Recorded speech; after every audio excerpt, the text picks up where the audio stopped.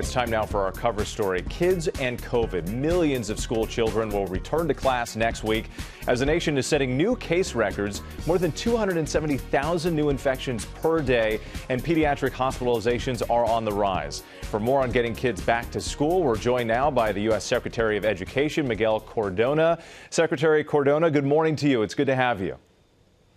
Good morning. Glad to be with you. So Washington, D.C. and a number of other school districts across the country will require all students and staff to test before returning to class. Is that the right approach now?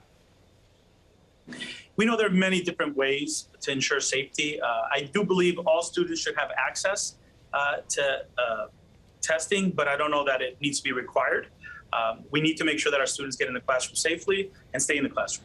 So you said you hope that all students have access, but we've seen the tremendous demand on testing, the long lines. Can you and the federal government actually guarantee that any school or district that wants these tests can get them? Right. You know, since the American Rescue Plan was passed in March, money was made available, $10 billion for testing in schools, and districts across the country have been engaged in setting up testing protocols going far back as at March. So the testing supply that schools are using is different than what you might see happening at CVS or Walgreens, where folks are looking for tests. We've also partnered with Rockefeller Foundation, who are working to get school systems set up for testing.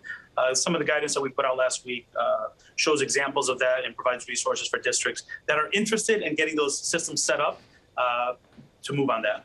So given the dramatic rise in cases, do you think some schools should actually consider going remote again, or at least delaying coming back to class after the holiday break?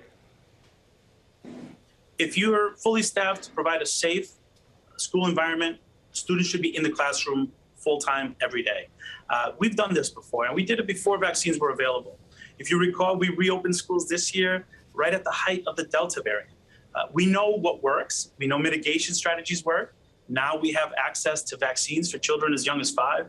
We know what to do, and let's remember, our students suffer when they're not in the classroom. We need to do everything in our power to provide in-person learning options for students as soon as possible, and making sure that we have the resources that are available to you now through the American Rescue Plan being used to fully staff our schools, provide testing protocols, mitigation strategies, so that our students stay in the classroom. So this week, the CDC released new guidelines shortening the period of isolation and quarantine. Explain how this applies to schools and how teachers and students can actually return to class after infection or exposure.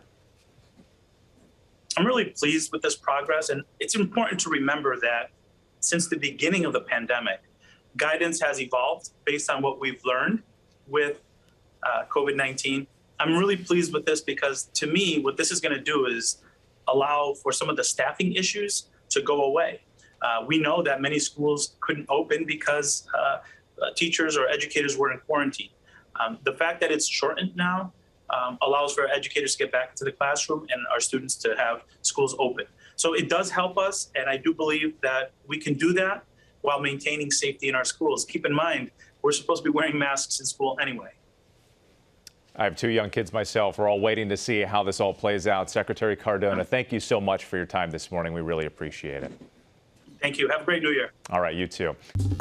Well, hey there, GMA fans. Robin Roberts here. Thanks for checking out our YouTube channel. Lots of great stuff here. So go on, click the subscribe button right over here to get more of awesome videos and content from GMA every day, anytime. We thank you for watching, and we'll see you in the morning on GMA.